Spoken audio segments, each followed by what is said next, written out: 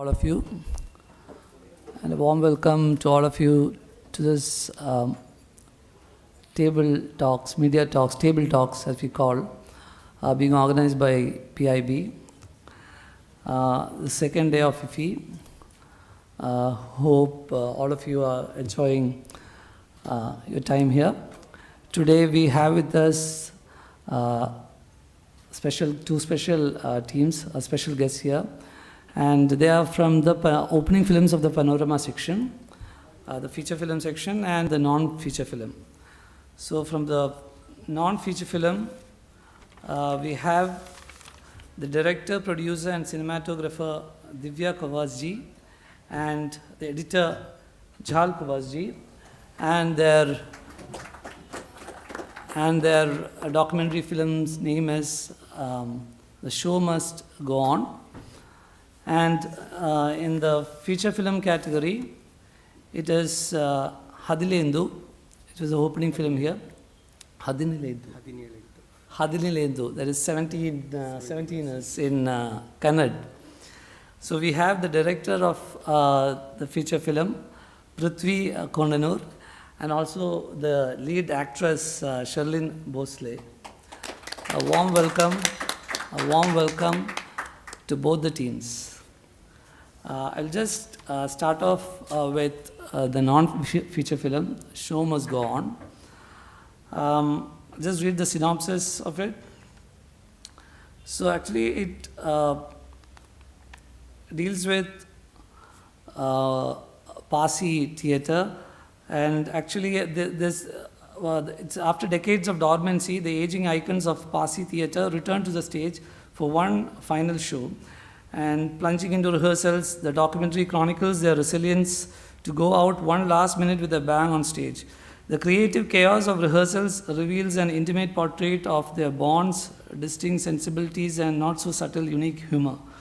But a great tragedy befalls the cast on the eve of the final show. Will it change everything, or will the show go on? I hope at least some of you have seen this documentary. Is there anyone who has seen it? Yeah, good. At least we have one here. Can we just play the trailer of The Show Must Go On so that it will benefit all the people out here? 79 and Ruby was about no age. Sexy, no life. Yes. We can tell you is when we started it. Would you like to? No, okay. I must have been in school when I started. It's been, I think, about 50 years in theatre. Even today, after so many years, something happens in your son. There was so much euphoria to see these old Parsis back, to bring memories back. We had to wait for people to stop clapping. Just looking at us, they were clapping. Very good in that. End up just think out in an ordinary. Oh! She used to break a record on my head also. Yeah, In one of the ways. okay. Literally break it on my head. She broke it. So we didn't know that we were men actually. Then we started using our pins to draw up our moves. Then everyone knew that we were the comedians.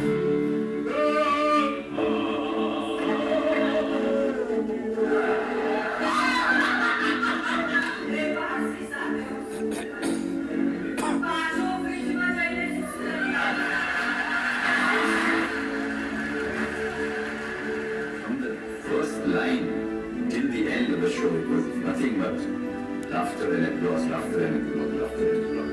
Laughter, I tell Wonderful you. experience, marvelous, beautiful. Every minute a laughter.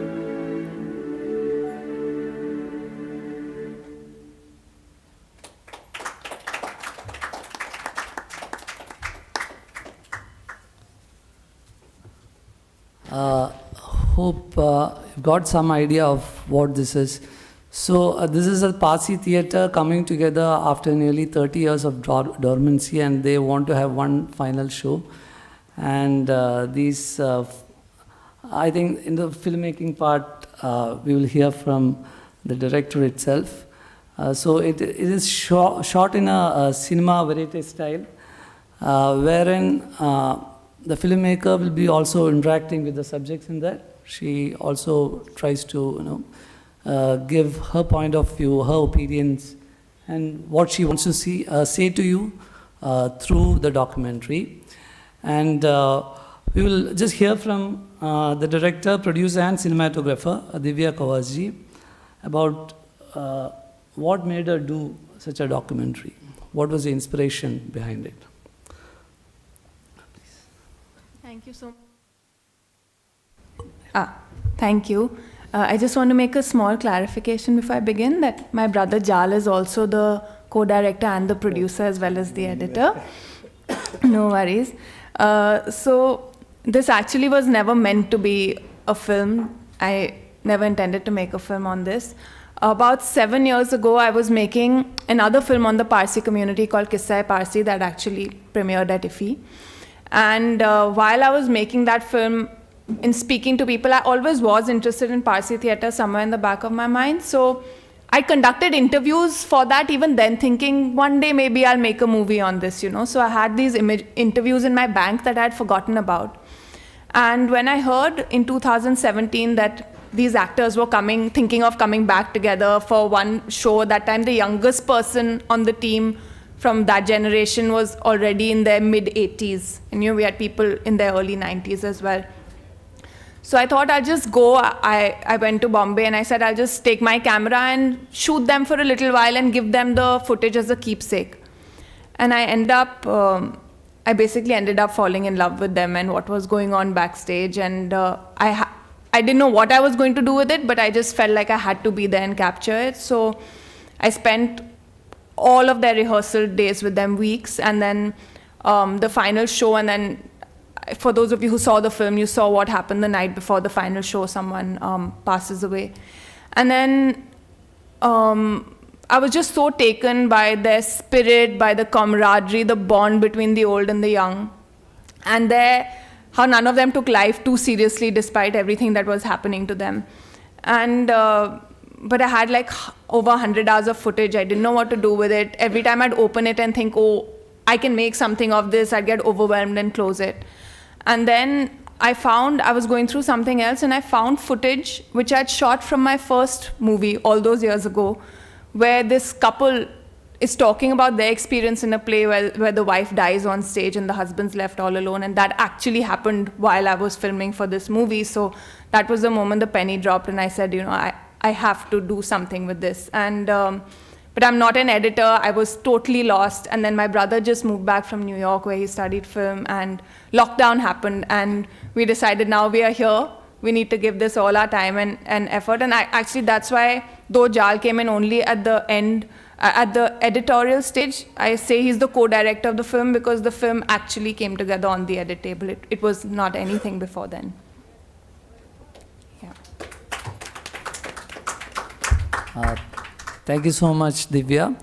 And this is the second time, her second IFFI, and she was here earlier in 2014, that also with documentary film. And we'll also love to hear from Jal Cowasji, and he's a co-producer and the co-director and the editor. But in the credit thing, I think I've seen only as editor. In the film, I think there's some error of communication. Yeah, okay, fine. So we'll also like to hear from you. As she said, the film actually took shape on the edit table. Yeah. So please share your thoughts and how you went through it. We spent a lot of time doing this, I have to push this.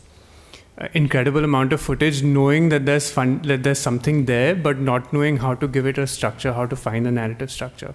So I just spent, I think before we even started editing, I spent 3 months just categorizing all the footage into for anyone who edits, you have something called a timeline. So 25 to 30 different timelines with different topics, friendship amongst the young and old. I was just trying to find different themes that I could see. And once we had those themes laid out, we realized there is something substantial here. And that's how, painfully slowly, the film slowly took shape. And I mean, my sister and I we have our own independent things that we do in our lives. I'm a cinematographer, she's a filmmaker, photographer, but we love to come back together time and time again to collaborate. So this film was actually our first film under our banner called Bhai Behan Films, which we hope will continue on after this. But it's really rewarding to have, a good sibling working relationship, because I feel like a lot of siblings, at least from what I've heard, don't. And we tend to usually have the same, not only aesthetic, but even narrative visions and ideas, or we mesh. So it was a very nice collaborative process. Thank you. Thank you so much, Jal. And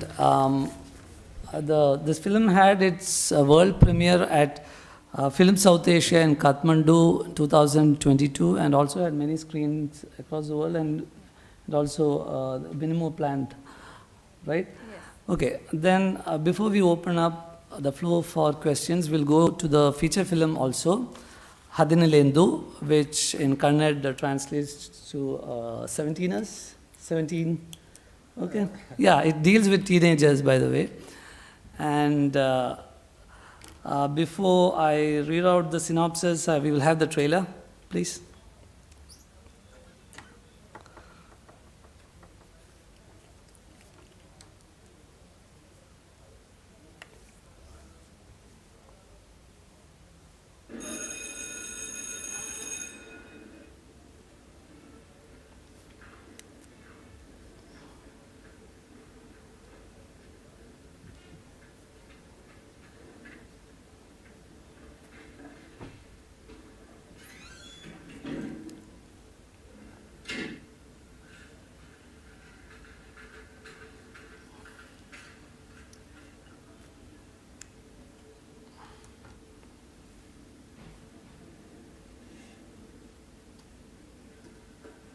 ತಡಿ ಬರ್ಬಿಡ್ತಾರೆ.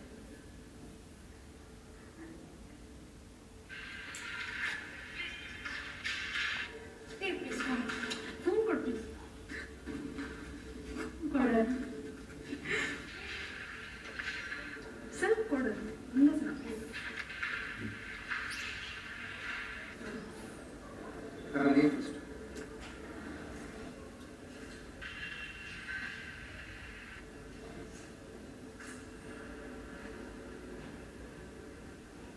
Video ಮೇಲೆ ಕಳಿಸಿ. Lights.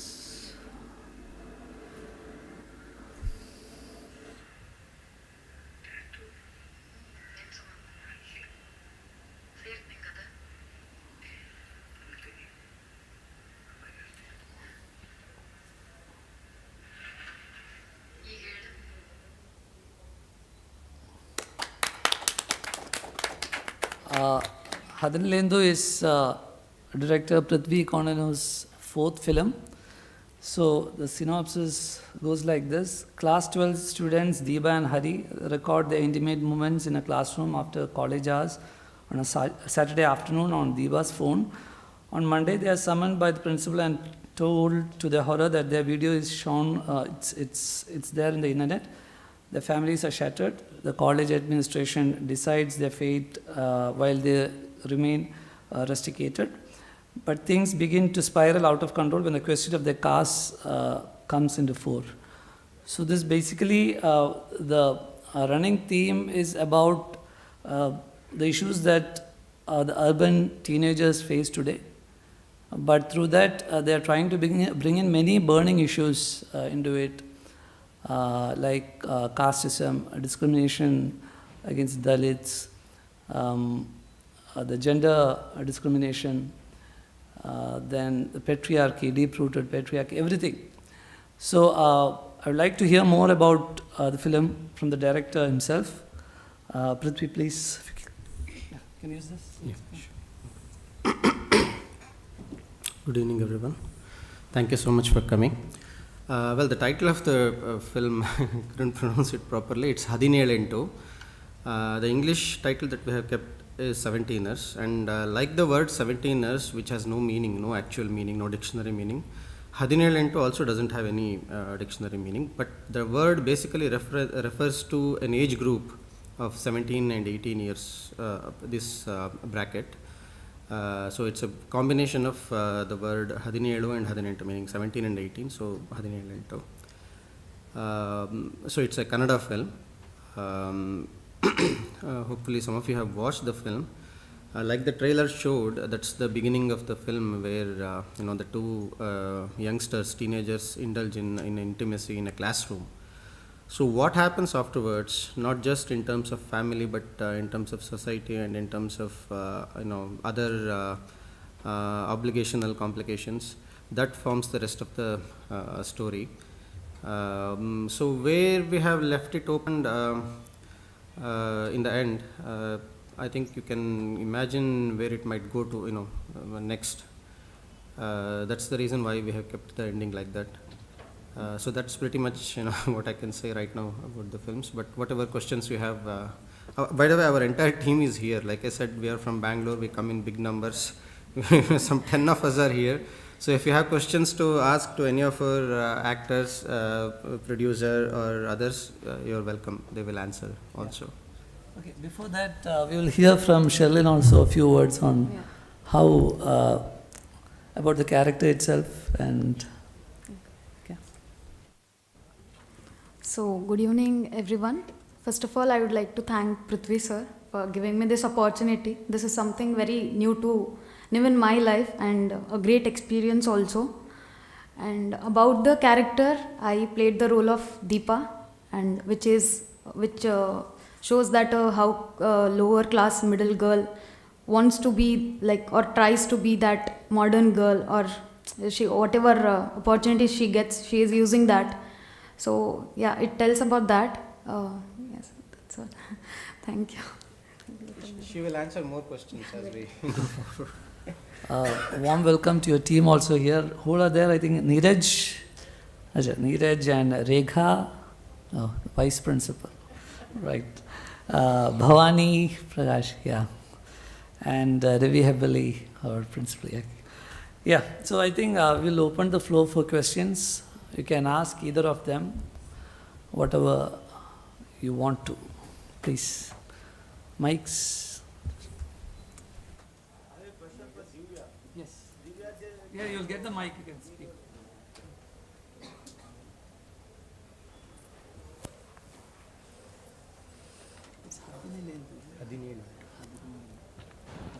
Divya, this Parsi theatre, humor and music plays a very important role. Can you shed some light on that? So, Parsi theatre, I won't talk about the whole genesis of it, but what it evolved into eventually as what we know as modern Parsi theatre was a lot of what they called variety reviews. So it was a lot of singing, dancing, jokes. Like he said in the film also, they'd call magicians, rubber men, they'd have can-can dancers. It was like a mix of as much entertainment as you could pack into those 2 or 3 hours. And a lot of these actors who you saw who are, now quite old, they actually, when they came back to stage for the first time, many of them were like with, wheelchairs and walkers, and they said, no, we can't move. And the whole process of coming together and putting this performance invigorated them so much that by then they were also singing and dancing and kicking up their heels. And at one time, Parsi theatre was so popular in Mumbai that I'm not sure whether this is fact or like urban legend, but there's apparently a train from Gujarat called the Theatre Express that used to come on Sunday morning with just the entire train packed with Gujarati speaking audiences to watch the play and then take them back home. That's how popular it was at one time. And I think it's because of, the community themselves are quite fun-loving, and it was this very no-holds-barred, unfiltered, silly sort of, humor that I think appealed to people, where they could just forget about their worries and have a good laugh. And a lot of Parsi, a lot of very good playwrights did try to write more serious theatre, tragedies, even Adi Marzban, who is the greatest playwright of the modern era, and they didn't work because the audiences just wanted to laugh and nothing else. They said, no, we come here as an escape. So, yeah. They started with English language. No, it started actually with they started adapting Shakespeare's plays into Gujarati. And it's primarily always been Gujarati with a little bit of English thrown in. Thank you. But after how many years they came back to perform? The break was how many years, and which year they came back to perform on the stage again? The break was 20 to 30 years almost for them, and they actually came back first in 2014. This journalist was writing a book on Parsi theatre, Meher Marfatia, called Laughter in the House. It's mentioned in the movie. And she was going around doing research for this book. So she was talking to these old actors, and because of the interest that she was drumming up, they were pulling out old photographs, thinking of old memories and talking. And through that process, they had an idea like, hey, let's put up a show.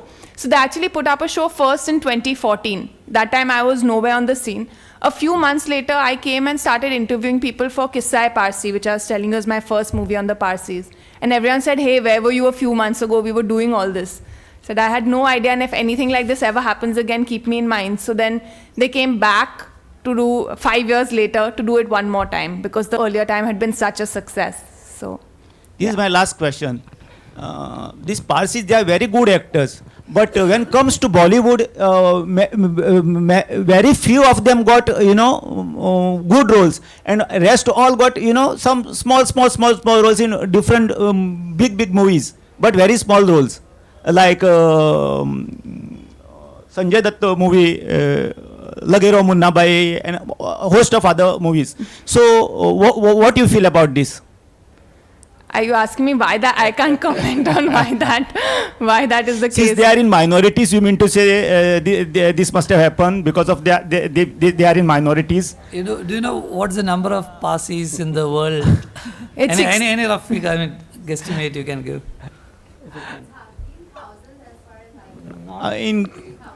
Around 60? Yeah, that's correct. 60,000. So, for the number that they are, I think they've still, maybe not actors, but as cinematographers, lighting people, producers, there have been quite a few names. I think actually Parsi theatre has had a big influence on Bollywood as we understand it today. It was the first theatre in India that actually had women coming and acting on stage as themselves. Earlier it was always men, coming and playing women. So it was very progressive in that way, and it paved the way for a lot of what early Bollywood was as well. So, Divya? in fact, their contribution to other fields also, other than cinema also, and compared to their number, it's very disproportionately very large. Hi, so I have two questions, one for Divya and one for Prithvi. I'll start with women first. Hi Divya, kem che? Majama. Yeah. Tame kem che? Majama, thank you. Okay Divya, so my first question is, sorry I missed the trailer. I don't have much idea about it. One is the question and one is a statement.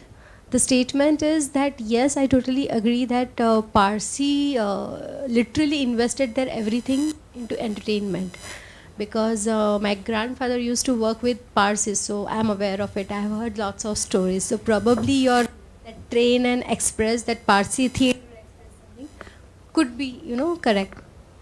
Keep it straight. Yeah. Okay. Now, secondly, there is one very famous Italian film. Okay, the name is The Night Before Finals. It's a comedy film. So my question is to you that वहाँ से आपने कुछ inspiration लिया है इससे, because even that is comedy, and somewhere it has to do nothing with senior citizens, but somewhere the story revolve around the teenager and youngsters, and it has the same message. I will have to check out this film because I don't know the film you're talking about. So no, I'm not. Good luck with your film. Thank you very much. Yeah. And hi Prithvi. So my question is कि Deepa, right? Deepa का जो character है, do you you are friendly with Hindi? Somewhat, yes. You can ask in Hindi, no issues. All right. Excuse me, I think we'll go with English since... Certainly, sure, I can. Thank you. Okay, Prithvi. So my question is that why did you write the character like Deepa? What you were thinking when you say that low middle class girl, okay, trying to show her modern side by having some cozy moments or some intimate moments with her boyfriend. So what exactly you were thinking while designing that character? See, that character,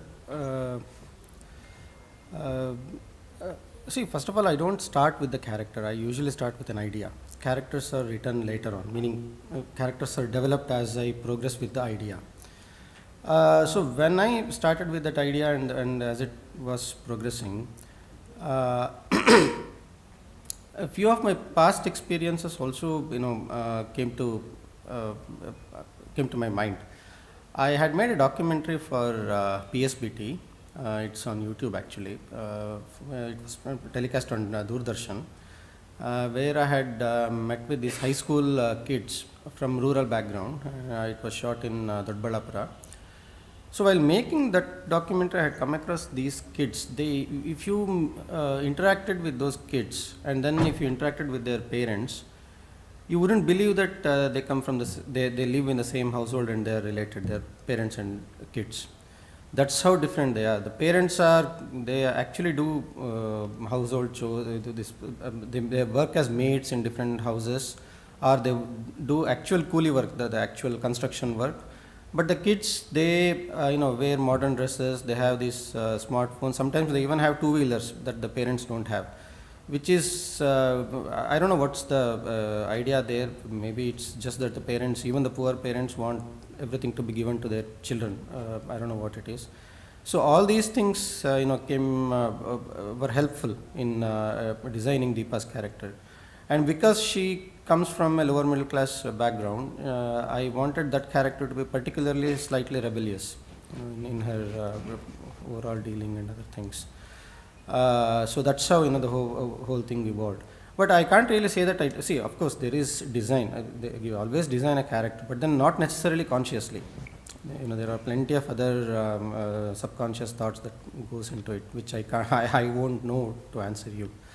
But consciously, at least these factors played into it. And also, see, when you are it's you never, at least I don't design characters or plot in isolation, because they are interconnected, and because of characters you have plot, and because of plot characters make the choices that they make. So given that it always grows together, it's not that you design a character in isolation and put it in a in a situation. Thank you. Thanks. Actually, HADINELENTU. This movie premiered, had its world premiere in International Film Festival of Busan, 2022.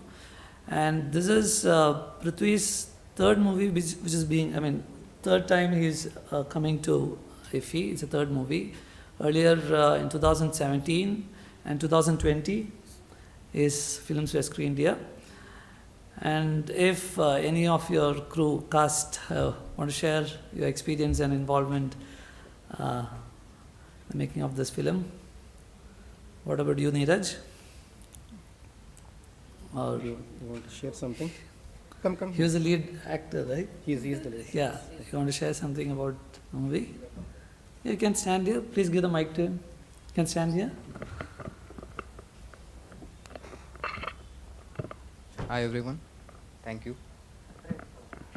First of all, I would like to thank Prithvi sir for giving me the opportunity, and I want to say something specific about Prithvi sir. He never watched after take was done, he never watched it on monitor. He used to watch us directly. Not even once he watched the video. So he had a specific way, the making of the movie.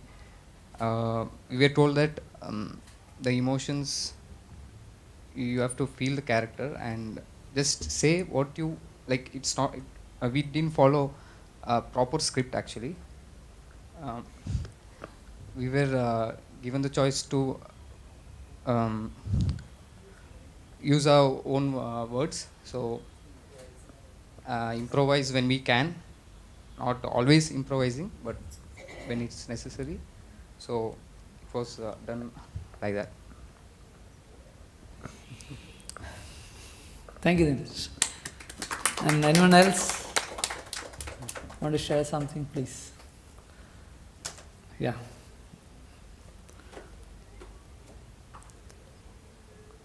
Mr. Ravi Hebeli. Thank you. First, I would like to thank the Konanur brothers for having me in this movie. It's on. Yeah, for having me in this movie. I do not come from an acting background, or nor have I gone to any school to learn acting. So I'm basically a surgeon by profession. So all these good things happened, like they said, was during the lockdown, and this theme cropped up one of the ads for an audition, and then my sister-in-law and my daughter forced me to send my picture and details, and I said, no, this is not for me. I don't know acting. So my daughter, who's about 20 years old now, told me, you act so much at home, why can't you go and do this? So that was the inspiration, and then I ended up there. But it was a great experience for me for the first time, and working with Prithvi was the most comfortable thing that we could do, all of us in the crew could do. And when I spoke to him first, after he liked me for the character that he was thinking, I told him that we spoke on phone because we were in lockdown, we couldn't meet each other. So I told him I do not know acting. He said, that's good, I don't want you to act, I want you to come and be yourself. And when I met him also, when we went for the rehearsal, he just said, this is a script, so I want this to be conveyed in the scene. And you can use your words, you can mix Kannada and English words. So that was something that made it very easy for me, because in our colloquial thing, we use both Kannada and English when we speak. So that was easy. And he said, you don't act here, just be what you are at the dining table. And that was what. And since I was also into teaching for about 20 years before I did this movie, that role really fit me well because I could be strict. And if you have two grown-up children, you know how you are strict. Thank you so much. I really vouch for what he said. I couldn't watch the entire movie, but he was very natural. In fact, you reminded me of some of few of the headmasters or principals. I studied in 3-4 schools whom I met. Thank you so much. Anyone else from the team want to come? Yeah, please. Hello everyone, good evening. So we heard both the non-feature film and feature film, let's say, viewpoints. And when we look at the production part, so we hear Bhai Behan Productions, and here it's Konanur Productions, two brothers. So there is a serious message also, or serious thought that should go in. Why is it that they are producing it? Who else can come forward and produce for such talented directors? Yeah. So I think we need more producers who can invest lot more to produce such quality films. Even more, it should reach the masses. And thankfully, I should thank Prithvi, who I know as a very good friend from my engineering days. So it's more than 20 years now that I know Prithvi. And we had the discussion when he had a premiere of, or let's say special show of his movie Pinky Ellie, and that's how we met and discussed. He had a thought about the script, and he was looking for somebody who could join hands and produce this movie. And by profession, I'm a software engineer, and all I could think of was I have seen the passion that he had towards movie making right from engineering days, and I wanted to see my friend pursue this and reach greater heights. And it was not possible for me alone. When I had to invest, I had to rely on my friends, and who voluntarily, when I said my engineering friends, when I took the name of Prithvi, they had all seen him being so crazy about it, and they said yes. So they had that belief in him. Through me, they all are party to this, and we are really very proud of this moment that we are celebrating it today here. And I only wish the movie reaches greater heights, and we need more such talented directors for the industry. Thank you. Thank you so much, Santosh. You really did a wise decision by investing in. I mean, it is such an excellent piece of art. Thank you so much for producing and letting us enjoy it. Thank you so much. And any other questions?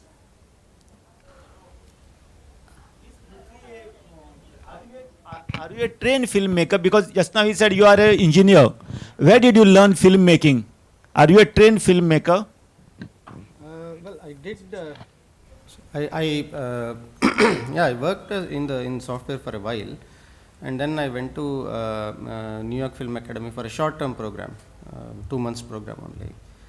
So that's the only training that I have done, the short 2 months program at New York Film Academy.